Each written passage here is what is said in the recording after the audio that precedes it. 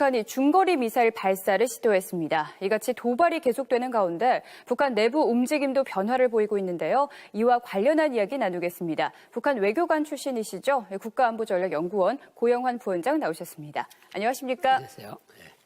네, 오늘이 북한이 태양절이라 부르는 김일성 주석의 생일입니다. 네. 북한에서 이날은 어떤 의미를 갖고 있나요? 북한에서 이야기하는 민족 최대의 명절입니다. 한국에서 말하면 추석이나 구정 같은 의미를 두고 있는 그런 날이라고 할 수 있습니다. 그러니까 북한 최대 명절이라고 하면 정말 중요한 날이겠군요. 북한 명절 중에서 가장 중요한 명절이고요. 예. 그래서 이틀씩 쉬는 날이 1년에 한두 번밖에 없는데 그날에 속하고 북한 전역이 축제 분위기다 이렇게 말씀을 드릴 수가 있습니다. 그렇다면 대내외적으로 보여주려고 하는 의도도 있겠고요. 그렇죠. 예, 그래서 그럴까요? 오늘 새벽 중거리 미사일 발사를 시도했습니다. 이 태양절과 관련이 있겠지만요. 이 미사일 발사를 오늘 시도한 그 이유도 짚어주시고요. 그리고 앞으로의 추가 발사 가능성은 어떻게 보십니까? 오늘이 4월 15일이고 예. 저희들이 말하는 민족 최대의 명절이니까 예. 축포를 쏜 거죠. 하늘에 축포를 쐈는데 그만 축포가 올라가지를 못하고 예, 실패를 했는데 아마 예. 전략군 사령관 또 혼나겠죠. 김정은한테 혼날 거고 예. 따라서 북한이 여기서 절대로 거두지를 않고 추가 미사일 도발을 하거나 지금 저희들이 중거리 미사일 정도를 걱정하는 게 아니라 제일 걱정하는 건 핵실험을 걱정하고 있거든요. 그런데 당 창건이 당 대회가 이루어지는 5월 7일 전에 예. 핵실험을 할 가능성에 굉장히 지금 주의를 하고 있는 상황입니다. 그러니까 이 지금 중거리 미사일 발사가 실패했지만 그래도 계속해서 대비 태세를 유지해야겠군요. 그렇죠. 이 대해서는 어떻게 보십니까? 중거리 미사일을 또다시 쏠 수 있거나 아니면 그보다 조금 더 높은 자기네들이 만들었다고 하는 KN-5A라고 하는 대륙간 탄도 미사일을 쏠 가능성도 배제할 수 없고 더 나아가서 요 사이에 예.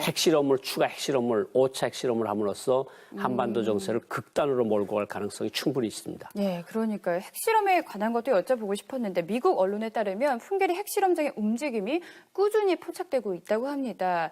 이 핵실험의 가능성이 있다면요. 도대체 북한은 무엇을 노리고 이러한 선택을 하는 걸까요? 다른 나라들의 신뢰를 보면요. 예.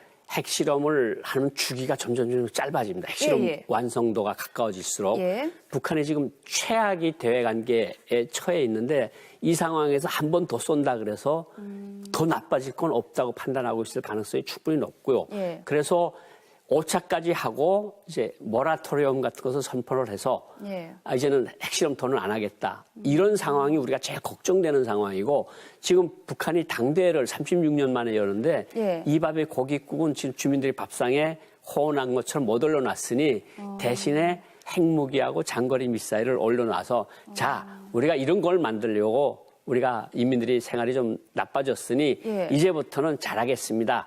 이런 식의 정치 노선을 발표할 가능성이 충분히 높고요.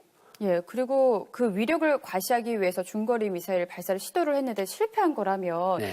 계속해서 그걸 좀 덮기 위해서 도발을 그렇죠. 할 것 같은데요. 그러니까 저희들이 지금 4월 달하고 4월 달에서 예. 5월 초까지 기간을 가장 위험한 순간이라고 봤고 그래서 이제 북한이 요일 암살 같은 것을 시도하다가 우리가 경계를 강화하니까 그거는 약간 좀 주춤하는 것 같고 저 개인적으로도 경찰관 수가 조금 줄었거든요. 예. 그런데 이제 테러 같은 거 그다음에 핵실험 같은 거는 역시 이게 당창건 기념 선물로서 그 사람들은 의미를 부여하거든요.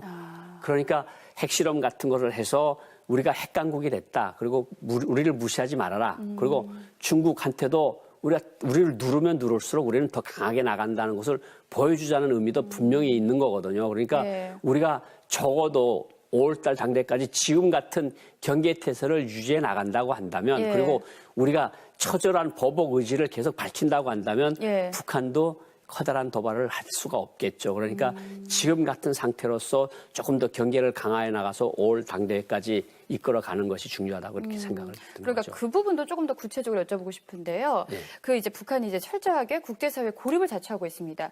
그렇다면 이렇게 도발이 계속 있거나 5차 핵실험이 정말 진행이 된다면 우리와 국제사회는 어떻게 대응해야 될까요? 아직 할 것이 많죠. 아직 예. 할 게 많은 거. 우리가 정부가 할 수 있는 거는 첫째로 대북 확성기 방송 수를 늘리고 더 나아가서 예. 전광판 같은 방송을 하는 거죠. 예. 대북 심리전 하는 건데 예를 들어서 우리 정말 걸그룹들이 나와서 예. 밤에 대형 텔레비전 화면을 통해서 보여주면 그러니까 보여주자는 거죠. 그렇죠. 그러면 북한 군인들이 밤새껏 우리 텔레비전을 볼 거 아닙니까? 예. 그거는 북한에게 가장 뼈아픈 거거든요. 이런 것도 할 수 있고 예. 해운 제재도 더 강화할 수 있고 그 미국과 중국의 세컨더리 보이콧 같은 것을 또 철저히 집행을 하라 그러고 중국에다가는 민생이라고 해서 좀 예외를 둔 조항들을 그걸 좀 철저히 없애고 좀 집행해달라. 우리가 할 수 있는 여지는 아직도 많습니다. 그렇게 대처를 한다면 예. 북한이 정말 힘들어지겠죠.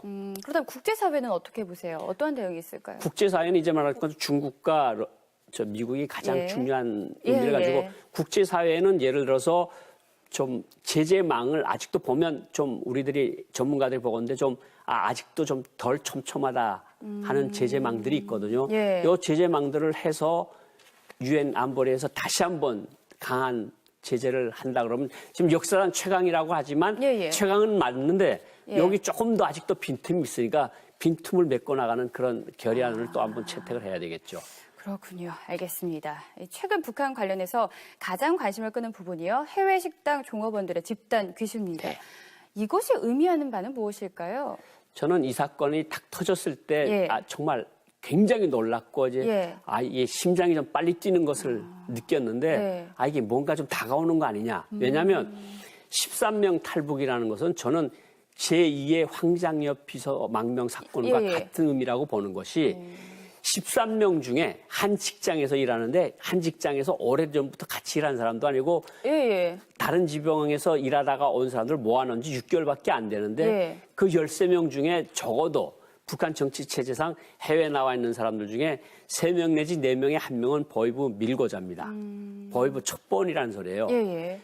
그러면 13명 중에 적어도 3명, 4명이 그런 있었는데 가능성이, 예. 그 4명까지도 포함해서 왔다는 것 자체가 예. 지금 북한에서 금방 새로 오시는 분들도 정말 이해가 안 된다. 이거는 북한 통치 체제에 균열이 생기고 구멍이 생기는 거 아니냐. 예. 그러니까 이게 정말 뭔가 다가오고 있는 것 같다. 그런 느낌들을 받았다고 얘기를 하고 있습니다. 예, 그러니까 이제 가족 단위가 아니라 직장 단위인 것도 참 이례적이고요. 처음입니다. 그렇죠. 그리고 네. 집단으로 귀순을 한 것도 이례적이고요. 예. 예, 이들이 이제 밝힌 그 배경에는 한국 문화에 대한 영향이 있었다. 이런 이야기도 있었거든요. 집단 귀순한 그 배경 어떻게 보십니까? 그 이전에는 예. 혼자서 PDP 같은 것을 들고 이불 속에서 북한 사람들이 나와 해 종업원들이 그걸 봤는데 예. 지금은 적어도 그 방에 있는 2명 내지 4명이 한국 드라마 DVD 사왔어 보자 같이. 같이 4명이 본다는 거예요. 그러니까 그만큼 예. 북한 사람들이 10년 전 북한 사람들하고 지금하고 다르고 예. 한국에 오겠다고 한 것은 일단 한국 사회에 대해서 알고 동경을 하고 있으니까 미국도 있고 유럽도 있고 동남아도 있고 중국도 있는데 왜 한국입니까? 그만큼 한국에 대한 이해도가 높아졌다는 것이 가장 예. 큰 배경일 겁니다. 그렇군요. 네. 그곳에서 20명의 근로자가 있었다고 그래요. 네. 이번에 13명의 이제 귀순자가 들어왔으니까 이제 7명인데 7명은 북한으로 돌아갔다는 추측도 있습니다. 정말 그들이 만약에 돌아갔다면 그들과 그리고 이번에 귀순해서 그 북한에 있는 가족들도 있지 않겠습니까? 네, 있습니다. 그들에게도 좀 어려움이 갈 것 같은데 고초는 없을까요? 북한이라는 나라가 생겨서 예. 13명이라는 다른 사람들이 이질적인 구성원들이 모인 직장이 단위에서 이렇게 온 것은 6.25 전쟁 이후 처음 있는 일입니다. 예. 처음 있는 일이니까 이거는 없어진 다음에 금방 알거든요. 예, 이거는 사라졌다. 예, 예. 그러면 여기서 보도하건 보도 안 하건 간에 저 같은 경우처럼 저도 외교관으로 처음으로 탈출을 했을 때 91년 탈출했을 때 예. 북한이 조치를 취한 것이 저희 가족이 거의 다 몰살을 당했거든요. 이게 시범 표본 케이스죠. 저 같은 경우는. 왜 외교관이 저도 북한이 생겨서 처음으로 온 외교관이거든요. 외교관 1번인데 저 사람들도 집단 탈북한 첫 번째 케이스니까 아마 평양은 발칵 뒤집혔을 거고 예. 아마 김정은 입장에서 보면 펄펄 뛸 입장인데 저것이 발표됐던 안 됐던 간을 떠나서 예. 가족들에 대한 처벌은 굉장히 가혹하고 이제 들어갔을 가능성이 있는 나머지 7명에 대한 게 실제로 그런 일이 벌어졌다고 하면 어떤 드라마 봤느냐, 그 사람들하고 무슨 얘기를 나누느냐, 그 그렇겠네요. 사람들이 너네들한테 왜 그런 것을 알아차리지 못했느냐, 이런 것들에 대한 조사가 적어도 수개월은 진행이 될 거고, 어쨌든 조금이라도 연결이 돼 있으면 수용소에 갈 확률도 굉장히 높죠. 예, 그러니까 우리 정부의 발표와 상관없이 그렇게 그렇죠. 집단 귀순을 한 거는 북한 내부에서 크게 발칵 뒤집힐 일이다. 네. 예, 이런 말씀이신데요. 예, 북한의 그리고 엘리트층이 예. 또 탈북을 하고 귀순한 일도 잇따르고 있습니다. 이러한 가운데서 아까 좀 놀라셨다고 했잖아요. 집단 귀순한 사건을 보고서 예. 북한의 미래는 어떻게 될지 좀 궁금한데요. 어떻게 보십니까? 그 장성택 처형 이후에 예, 2014년도 후반기부터 시작해서 고위 탈북자 수가 급증을 합니다. 예, 급증을 해서 정말 북한의 거의 모든 부처에서 다 왔다 할 정도로 그렇게 많은 사람이 왔거든요. 예, 그러면 체제가 지금 피를 흘리고 있다는 소리예요. 그런데다가 그 와중에 13명이라고 하는 한 집단이 북한 창건 역사상 처음으로 예, 원 것을 보면 북한 내부에 분명히 문제가 있다. 그러니까 이전에 그렇지 않습니까? 어떤 왕국이 없어진 사례를 보면 예, 왕이라는 지도자라고 하는 사람이 충신들을 죽이고 예, 간신들을 믿고 예, 사치한 생활을 하고 대외관계는 엉망으로 만든 나라들이 다 망했어요. 그러니까 저는 지금이 뭐 북한이 망한다는 소리를 하고 싶은 게 아니라 예. 북한이 그럴 개연성이 충분히 있다. 있다. 예. 그러면 지금 북한이 계속해서 우리한테 위협을 가하고 핵실험하고 계속 우리를 못 살게 굴고 있는데 항상 그렇지 않습니까? 위기는 잘만 이용하면 기회다. 위기할 때 기는 기회의 기자거든요. 예, 예. 우리가 어떻게 하는가에 따라서 모든 것이 달라질 수가 있는 거죠. 그러니까 지금 북한 체제가 불안정한 거는 그래도 틀림없습니다. 사실이겠네요. 네. 네, 알겠습니다. 탈북한 해외 근로자가 중국에서 일을 했죠. 네. 중국에서 일을 했기 때문에 그 앞으로의 북중 관계에 어떤 영향을 미칠지도 참 궁금한데요. 북한은 어떤 나라 묵인하에 발생한 전대미문의 납치라고 이렇게 중국을 비난했습니다. 앞으로 북중 관계 어떻게 보십니까? 지금 북한에서 탈북자들이 그 사람들이 탈출을 한 다음에 예. 중국 당국자가 공식으로 확인해 준 예는 이번이 처음입니다. 예. 예, 그리고 예. 올해 핵실험 들어와서 몇 번 있었지만 북한이 저렇게 거의 노골적으로 중국을 비난하는 예. 것도 사상 거의 처음 있는 일이고요. 그러면 중국은 뭐냐면 당신들이 계속 이렇게 도발을 하고 한반도 정세를 계속 위협으로 이끌어가고 예. 핵실험을 하면 이런 일도 했어. 이거보다 더한 일도 우리가 할 수 있어. 그러니까 당신들한테 우리가 경고를 하는 의미다. 예. 이런 것을 주는 거거든요. 예. 그러니까 북한이 또 5차 핵실험을 할 가능성이 충분히 높아지고 있는 상황에서 예. 이번 사건도 터졌고 그러면 중국으로서는 정말 북한에 대한 모든 기대를 접겠죠. 그러니까 전략적인 완충지대다라고 하던 일부의 생각이 예. 완전히 사라지면 예. 이거는 골칫덩어리고 동북아의 문제하다. 이러면 중국이 대북한 정책이 달라질 거고 대한국 정책도 달라질 겁니다. 예, 알겠습니다. 분명한 것은 최근의 상황으로 볼 때 북한이나 남북 관계가 기로에 서 있는 것만은 분명한 것 같습니다. 그렇다면요, 지금 이 시기를 어떻게 보내느냐 참 중요할 것 같은데요. 우린 어떤 준비를 해야 할지 마무리 말씀 부탁드립니다.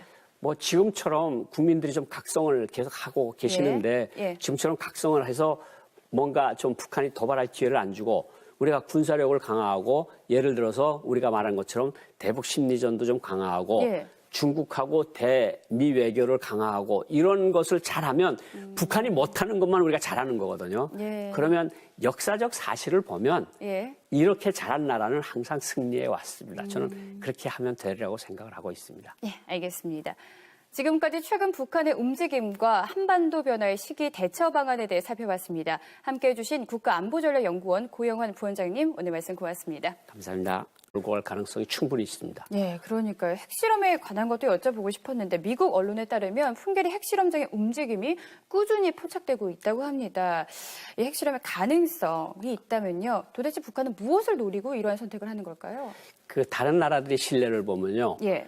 핵실험을 하는 주기가 점점 짧아집니다. 핵실험 예. 완성도가 가까워질수록 예. 북한이 지금 최악의 대외관계에 처해 있는데 이 상황에서 한 번 더 쏜다 그래서 더 나빠질 건 없다고 판단하고 있을 가능성이 충분히 높고요. 예. 그래서 오차까지 하고 이제 모라토리엄 같은 것을 선포를 해서 예. 이제는 핵실험토는 안 하겠다. 이런 상황이 우리가 제일 걱정되는 상황이고 지금 북한이 당대회를 36년 만에 여는데 예. 이 밥에 고깃국은 지금 주민들이 밥상에 호언한 것처럼 못 올려놨으니 대신에 핵무기하고 장거리 미사일을 올려놔서 자 우리가 이런 걸 만들려고 우리가 인민들이 생활이 좀 나빠졌으니 예. 이제부터는 잘하겠습니다. 이런 식의 정치 노선을 발표할 가능성이 충분히 높고요. 예, 그리고 그 위력을 과시하기 위해서 중거리 미사일 발사를 시도를 했는데 실패한 거라면 네. 계속해서 그걸 좀 덮기 위해서 도발을 그렇죠. 할 것 같은데요. 그러니까 저희들이 지금 4월 달하고 4월 달에서 예. 5월 초까지 기간을 가장 위험한 순간이라고 봤고 그래서 이제 북한이 요일 암살 같은 것을 시도하다가 우리가 경계를 강화하니까 그거는 약간 좀 주춤하는 것 같고 저 개인적으로도 경찰관 수가 조금 줄었거든요. 예. 그런데 이제 테러 같은 거 그다음에 핵실험 같은 거는 역시 이게 당창건 기념 선물로서 그 사람들은 의미를 부여하거든요. 그러니까 핵실험 같은 거를 해서 우리가 핵강국이 됐다. 그리고 우리를 무시하지 말아라. 그리고 중국한테도 우리를 누르면 누를수록 우리는 더 강하게 나간다는 것을 보여주자는 의미도 분명히 있는 거거든요. 그러니까 네. 우리가 적어도 5월달 당대까지 지금 같은 경계태세를 유지해 나간다고 한다면 예. 그리고 우리가 처절한 보복 의지를 계속 밝힌다고 한다면 예. 북한도 커다란 도발을 할 수가 없겠죠. 그러니까 지금 같은 상태로서 조금 더 경계를 강화해 나가서 5월 당대회까지 해서 일하다가 온 사람들 모아놓은 지 6개월밖에 안 되는데 예. 그 13명 중에 적어도 북한 정치 체제상 해외에 나와 있는 사람들 중에 3명 내지 4명의 1명은 보위부 밀고자입니다. 보위부 첩보원이라는 소리예요. 예, 예. 그러면 13명 중에 적어도 3명, 4명이 그러니까 있었는데 가능성이, 예. 그 4명까지도 포함해서 왔다는 것 자체가 예. 지금 북한에서 금방 새로 오시는 분들도 정말 이해가 안 된다. 이거는 북한 통치 체제에 균열이 생기고 구멍이 생기는 거 아니냐. 예. 그러니까 이게 정말 뭔가 다가오고 있는 것 같다. 그런 느낌들을 받았다고 얘기를 하고 있습니다. 예, 그러니까 이제 가족 단위가 아니라 직장 단위인 것도 참 이례적이고요. 처음입니다. 그렇죠. 그리고 네. 집단으로 귀순을 한 것도 이례적이고요. 예. 예, 이들이 이제 밝힌 그 배경에는 한국 문화에 대한 영향이 있었다. 이런 이야기도 있었거든요. 집단 귀순은 그 배경 어떻게 보십니까? 그 이전에는 예. 혼자서 PDP 같은 것을 들고 이불 속에서 북한 사람들이 나와 해외 종업원들이 그걸 봤는데 예. 지금은 적어도 그 방에 있는 2명 내지 4명이 한국 드라마 DVD 사왔어 보자 같이. 같이 4명이 본다는 거예요. 그러니까 그만큼 예. 북한 사람들이 10년 전 북한 사람들하고 지금하고 다르고 예. 한국에 오겠다고 한 것은 일단 한국 사회에 대해서 알고 동경을 하고 있으니까 미국도 있고 유럽도 있고 동남아도 있고 중국도 있는데 왜 한국입니까? 그만큼 한국에 대한 이해도가 높아졌다는 것이 가장 예. 큰 배경일 겁니다. 그렇군요. 네. 그곳에서 20명의 근로자가 있었다고 그래요. 네. 이번에 13명의 이제 귀순자가 들어왔으니까 이제 7명인데 7명은 북한으로 돌아갔다는 추측도 있습니다. 정말 그들이 만약에 돌아갔다면 그들과 그리고 이번에 귀순해서 그 북한에 있는 가족들도 있지 않겠습니까? 네, 있습니다. 그들에게도 좀 어려움이 갈 것 같은데 고초는 없을까요? 북한이라는 나라가 생겨서 예.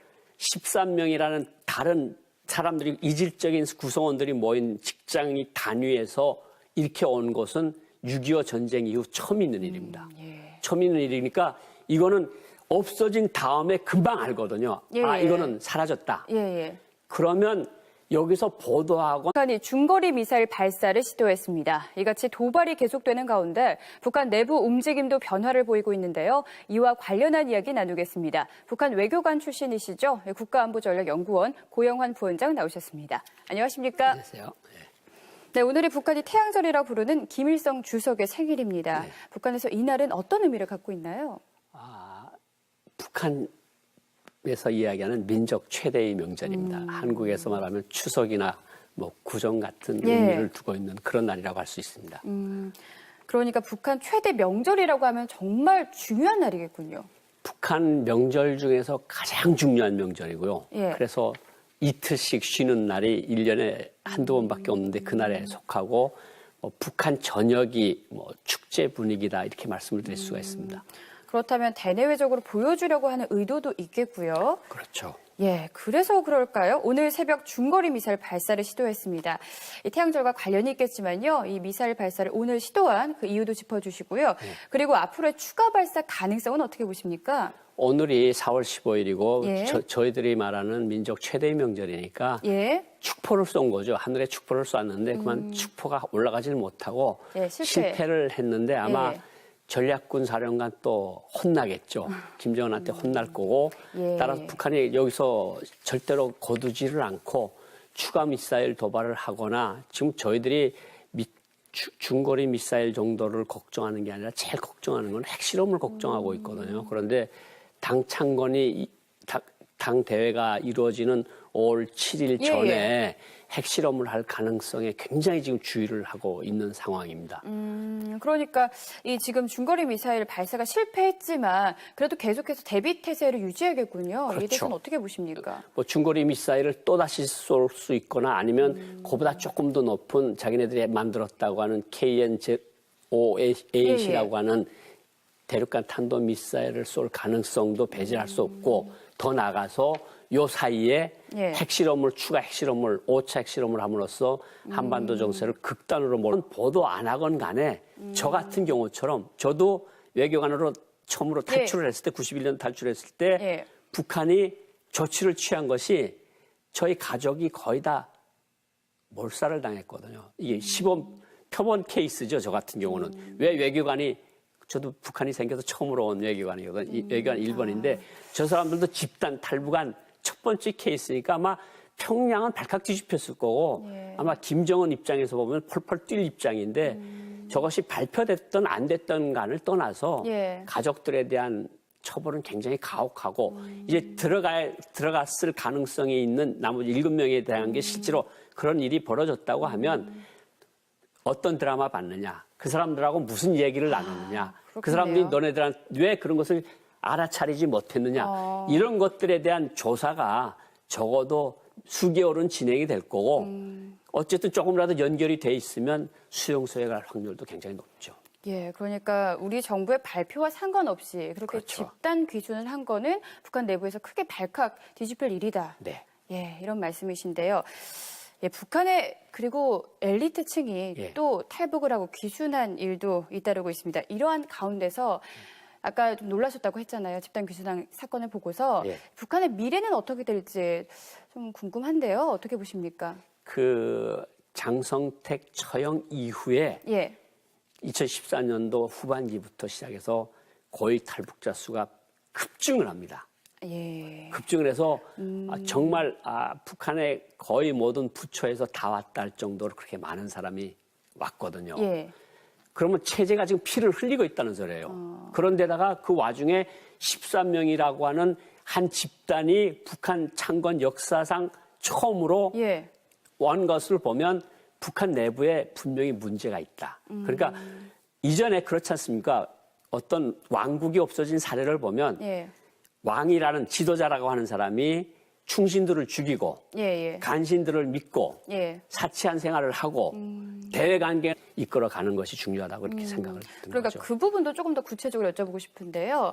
그 이제 북한이 이제 철저하게 국제사회 고립을 자처하고 있습니다.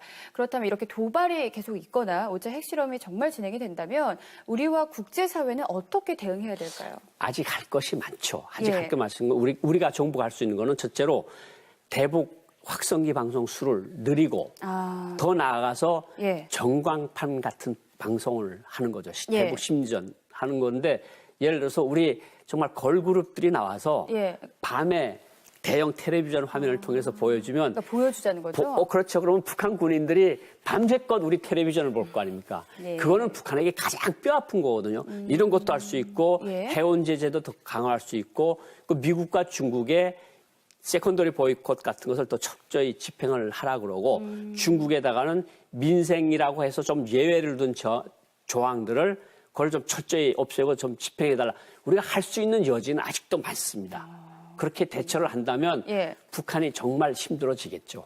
그렇다면 국제사회는 어떻게 보세요? 어떠한 대응이 있을까요? 국제사회는 이제 말할 건 중국과 미국이 가장 중요한 의미를 가지고 국제사회는 예를 들어서 좀 제재망을 아직도 보면 좀 우리들이 전문가들이 보건데 좀 아직도 좀 덜 촘촘하다 하는 제재망들이 있거든요. 예. 이 제재망들을 해서 유엔 안보리에서 다시 한번 강한 제재를 한다 그러면 지금 역사상 최강이라고 하지만 예. 최강은 맞는데 예. 여기 조금 더 아직도 빈틈이 있으니까 빈틈을 메꿔 나가는 그런 결의안을 또 한번 채택을 해야 되겠죠. 그렇군요. 알겠습니다. 최근 북한 관련해서 가장 관심을 끄는 부분이요. 해외 식당 종업원들의 집단 귀순입니다. 네. 이것이 의미하는 바는 무엇일까요? 저는 이 사건이 탁 터졌을 때 예. 정말 굉장히 놀랐고 이제 예. 이게 심장이 좀 빨리 뛰는 것을 느꼈는데 예. 이게 뭔가 좀 다가오는 거 아니냐. 왜냐하면 13명 탈북이라는 것은 저는 제2의 황장엽 비서 망명 사건과 예. 같은 의미라고 보는 것이 13명 중에 한 직장에서 일하는데 한 직장에서 오래전부터 같이 일한 사람도 아니고 예. 다른 지병